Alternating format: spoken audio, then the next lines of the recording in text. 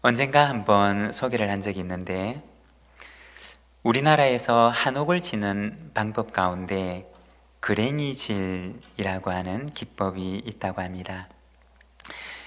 예전에는 우리나라에서 집을 지을 때 주춧돌 위에다가 기둥을 세우고 집을 짓게 되었습니다.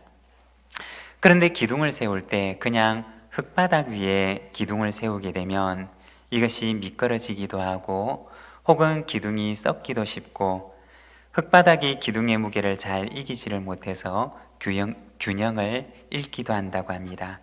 그래서 그 아래에는 주춧돌을 두고 그리고 그 위에 나무로 된 기둥을 세우게 되는데, 이때 주춧돌로 사용하는 돌은 자연에서 얻은 돌을 그대로 사용하는 경우들이 많았다고 합니다. 자연에서 얻은 울퉁불퉁한 돌들을 두고 그리고 그 위에다가 기둥으로 사용할 나무를 올리게 되는데, 이때 기둥으로 사용할 나무와 주춧돌의 모양을 서로 맞추는 작업을 그랭이질이라고 얘기를 한다고 합니다. 이때는 돌을 나무에 맞추는 것이 아니라 나무의 밑둥지를 돌에 맞추어 깎아서 이 두 개가 꼭 맞을 수 있도록 만든다는 것입니다.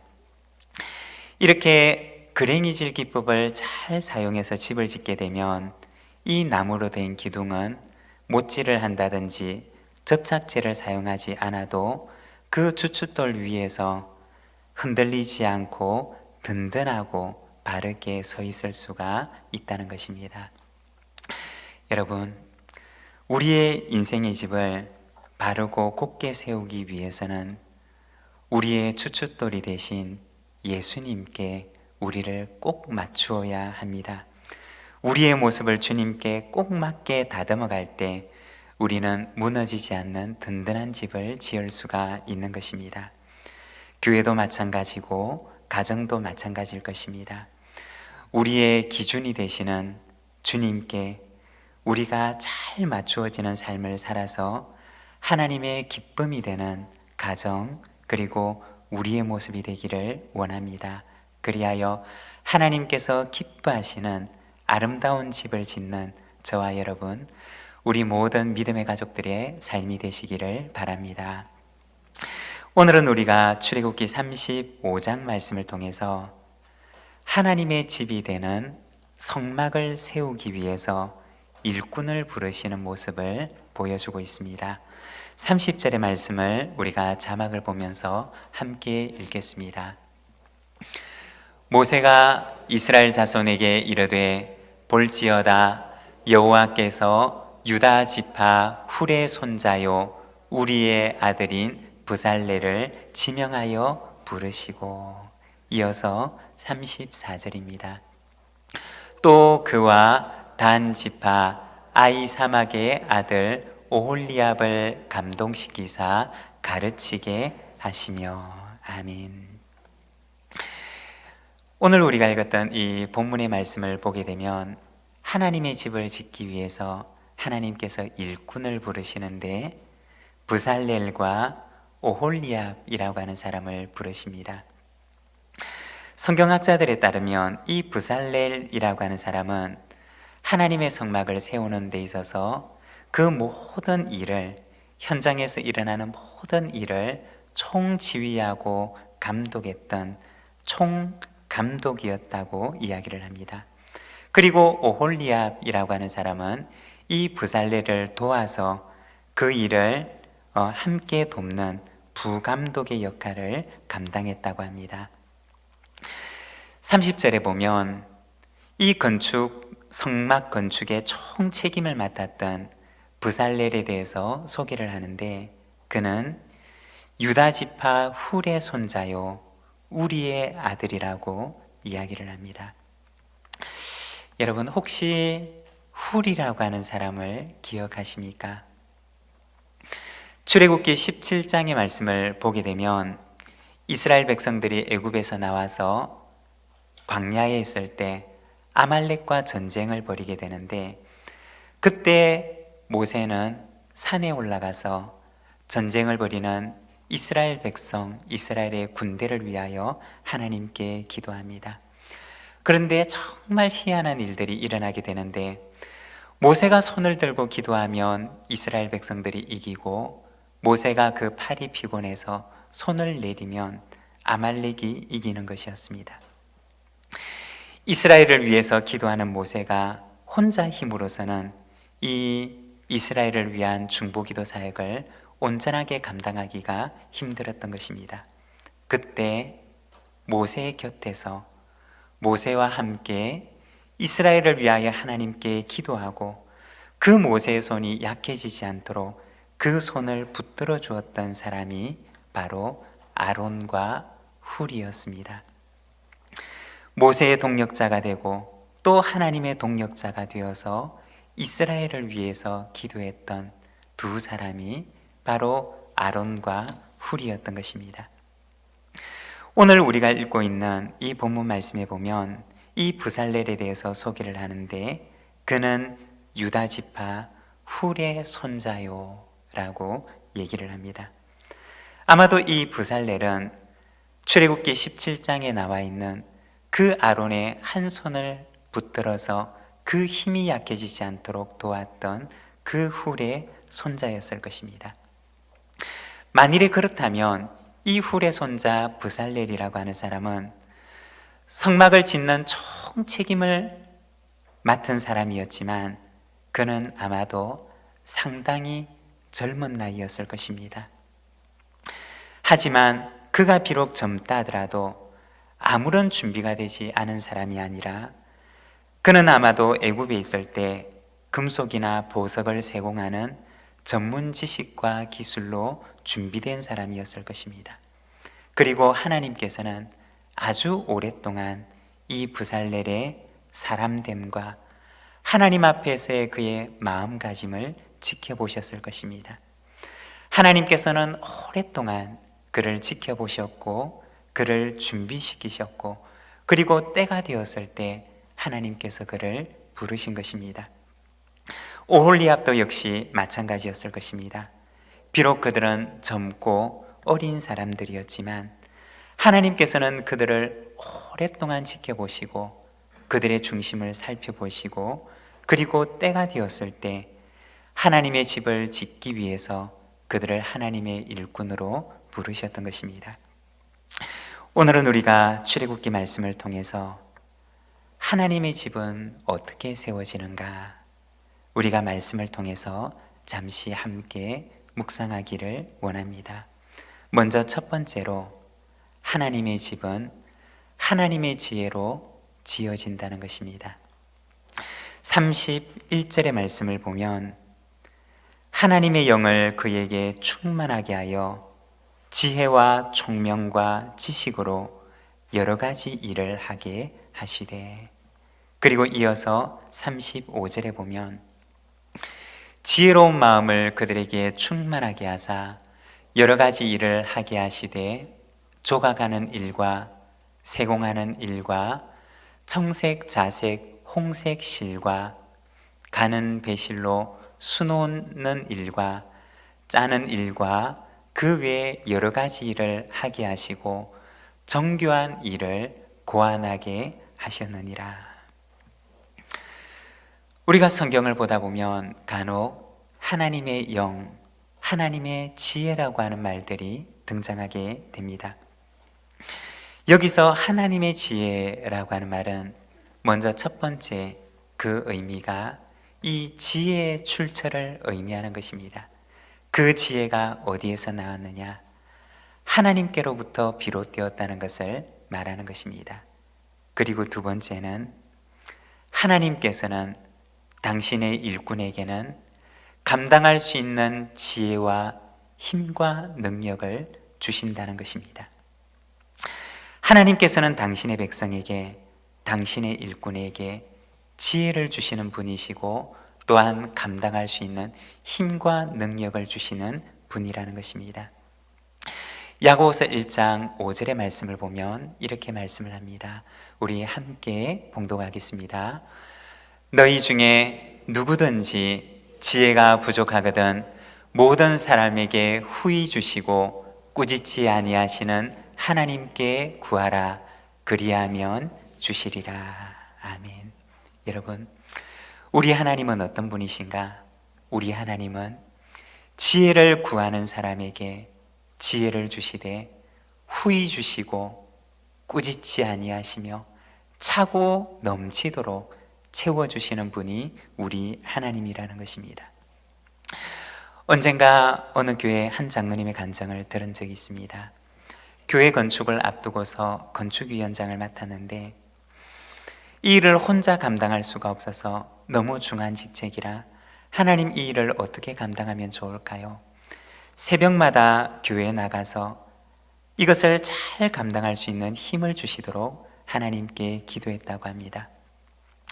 그런데 새벽에 나가서 기도하면 하나님께서 그날 그 새벽에 마음 가운데 오늘 진행될 일정들과 그날 만나게 될 사람들과 그리고 그 일들을 어떻게 진행해 나가야 하는지 하나님께서 그 새벽에 지혜를 주시더라고 하는 간증을 들은 적이 있습니다. 오늘 우리가 읽었던 본문 35절 마지막에 보면 그 외에 여러 가지 일을 하게 하시고 정교한 일을 고안하게 하셨느니라고 말씀합니다. 여기서 고안하다라고 하는 말은 머릿속에 개념이나 구상이나 아이디어가 떠올랐다라고 하는 말입니다. 부살렐과 오홀리압이 하나님의 집을 짓는 이 막중한 사명을 맡고서 그는 모세를 통해서 이 사명을 듣고서 마음속에 하나님께 기도했을 것입니다. 중한 책임을 붙들고 그리고 책임을 맡아서 하나님, 제가 이 일을 어떻게 하면 좋을까요? 하나님, 성막을 짓는 일을 하나님께서 저에게 맡기셨는데 이 성막을 어떻게 지으면 좋을까요? 그는 하나님께 기도하며 지혜를 구했을 것입니다. 그리고 하나님께 기도하고 지혜를 구할 때 하나님께서 새벽마다 아침마다 그리고 일을 시작하는 그날마다 하나님께서 그의 마음 가운데 개념과 구상과 아이디어가 떠오르게 했을 것입니다.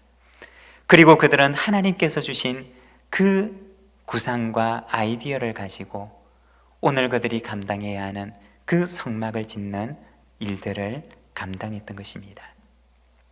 여러분, 하나님께서는 일꾼을 부르시지만 또한 그에게 사명도 주시지만 사명과 함께 그가 능히 감당할 수 있는 하나님의 지혜와 힘과 능력도 주신다는 것입니다. 여러분, 만일 우리가 살아가는 우리의 삶 가운데 지혜가 부족하다고 여겨지는 일이 있다면, 내 힘과 능력이 부족하다고 여겨지는 일이 있다면 하나님께 나오시기를 바랍니다. 그리고 새벽마다 아침마다 하루를 시작하며 하나님의 능력과 힘을 구하시기를 바랍니다. 야고보서 1장에 보면 하나님께서 말씀하시기를 누구든지 지혜가 부족하거든 후히 주시고 꾸짖지 아니하시는 하나님께 구하라고 말씀합니다. 그리하면 주시리라고 약속하십니다. 사랑하는 여러분, 후히 주시고 꾸짖지 아니하시며 넘치도록 허락해 주시는 그 하나님께 지혜를 구하고 힘과 능력을 구하시기를 바랍니다. 하나님의 일꾼은 어떤 사람이냐? 하나님의 지혜를 가지고 하나님께서 공급하시는 힘과 능력을 가지고 일하는 사람인 것입니다. 그리고 두 번째, 하나님의 집은 하나님의 영으로 세워진다는 것입니다. 31절의 말씀을 우리가 함께 봉독하겠습니다. 하나님의 영을 그에게 충만하게 하여 지혜와 총명과 지식으로 여러 가지 일을 하게 하시되. 여기에 보면 하나님의 집을 짓는 일에 있어서 하나님께서 그 일꾼들에게 하나님의 영으로 충만하게 하셨다라고 말씀을 하십니다. 하나님의 영으로 충만하게 하셨다라고 하는 것은 하나님의 영으로 그들을 가득 채우셨다라고 하는 말입니다. 하나님께서는 부살레를 부르시고 그리고 올리압을 부르시며 그들에게 성막을 세우는 그 책임을 맡도록 그에게 사명을 맡기시고 그리고 나서는 그에게 하나님의 영으로 가득 채우셨던 것입니다. 왜 하나님의 영으로 가득 채우셨을까요? 왜 하나님의 영으로 그의 마음을 충만하게 채우셨을까요? 여기에서 하나님의 영으로 채운다 라고 하는 말은 내 생각대로 하지 않는다 라고 하는 의미입니다. 하나님의 영으로 가득 찬 사람은 내 생각대로, 내 고집대로 하지 않는 사람입니다. 하나님의 영으로 가득 차기 위해서는 내 고집을 비워야 되고 내 생각을 비워야 하는 것입니다. 부살렐과 올리압이라고 하는 사람은 결코 경험이 없는 사람이 아니었습니다. 출애굽기 31장 3절과 4절에 보면 하나님의 영을 그에게 충만하게 하여 지혜와 총명과 지식과 여러 가지 재주로 정교한 일을 연구하여 라고 얘기를 합니다. 여기서 여러 가지 재주라고 하는 말은 재주라고 할 때 이 재주라고 하는 말은 다른 말로 표현을 하면 전문 지식과 기술을 가리키는 것입니다. 하나님께서는 그들에게 하나님의 영으로 충만하게 해서 자신에게 주신 전문 지식과 기술을 가지고 생각하고 고민하고 또 연구하게 하셨다는 것입니다. 그런데 전문 지식과 기술도 중요하지만 생각하고 고민하고 연구하는 것도 중요하지만 그러나 더 중요한 것은 하나님의 영으로 충만한 것이었습니다. 만일에 하나님의 집을 세우고 짓는 이 책임을 받았던 부살렐과 오홀리압이 그들이 애굽에서 배우고 익혔던 그 전문 지식과 기술만 믿고 자기 식대로 성막을 만들었다면 어떻게 되었을까요? 애굽에서 보았던 것, 애굽에서 경험했던 것, 애굽에서 익혔던 그 기술을 가지고 애굽의 양식을 따라 애굽에서 보았던 그 신전들의 모양을 따라 성막을 만들었다면 어떻게 되었을까요? 그들이 만들었던 애굽의 식양을 따른 그 성막은 하나님께서는 사용하실 수가 없는 성막이 되고 말았을 것입니다. 기술도 중요하고 지식도 중요하지만 그러나 더 중요한 것은 하나님의 영으로 충만한 것입니다.